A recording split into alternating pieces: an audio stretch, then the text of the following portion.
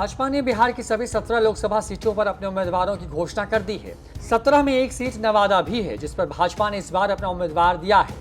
BJP ने यह seat सहयोगी दल लोजपा रामविलास से ले लिया। भूमिहार वर्ग के उम्मीदवार को ही यहां से टिकट देना था। रेस में कई नाम थे। नवादा संसदीय क्षेत्र से जुड़े भाजपा के वरिष्ठ नेताओं के नाम चर्चा में थे, लेकिन नेतृत्व ने उन पर भरोसा नहीं जताया और टिकट दे दिया सीपी ठाकुर के बेटे व राज्यसभा सांसद विवेक ठाकुर को। यानी भाजपा ठाकुर परिवार के आगे निकल ही नहीं पा रही है। बिहार में भूमिहार नेता का मतलब ठाकुर परिवार। भाजपा ठाकुर परिवार को ही भूमिहार वोट का ठेकेदार मान बैठी है। ऐसा लग रहा है कि दल के दूसरे भूमिहार नेताओं का कोई वजूद नहीं है। नेतृत्व के इस निर्णय से भूमिहार नेता अंदर ही अंदर भारी नाराज हैं। भाजपा ने नवादा लोकसभा सीट से राज्यसभा सांसद विवेक ठाकुर को चुनावी मैदान में उतारा है।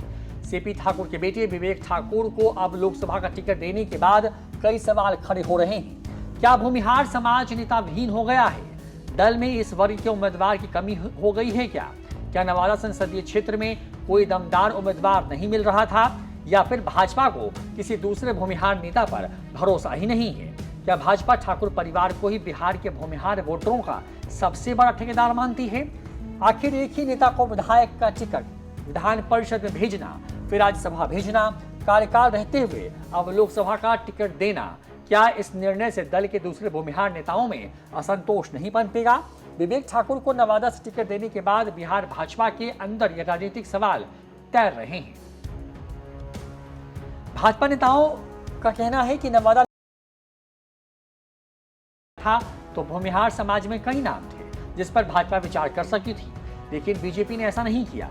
ऐसा लगता है कि नेतृत्व ने मान लिया है कि भूमिहार नेता का मतलब ठाकुर परिवार है।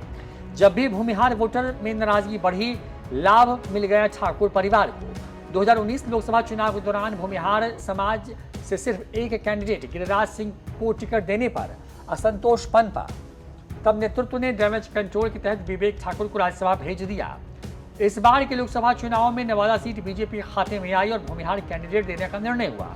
तब भी नेतृत्व ने आंख मूंद कर सीधे विवेक ठाकुर को ही उम्मीदवार बना दिया, जबकि नवादा लोकसभा क्षेत्र के बाहर से आते हैं। इतना ही नहीं, उन्हें राज्यसभा भेजने के पहले विधान परिषद का भी सदस्य 2013 से 14 में बनाया गया था। ब्रह्मपुर विधानसभा सीट से 2 दफे 2005 और 15 में टिकट भी दिया गया, लेकिन दोनों चुनाव में उन्हें करारी हार मिली।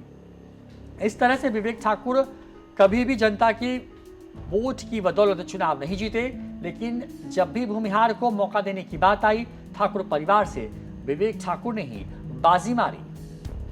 बीजेपी ने कुल 17 सीटों के लिए उम्मीदवारों के नाम का ऐलान किया।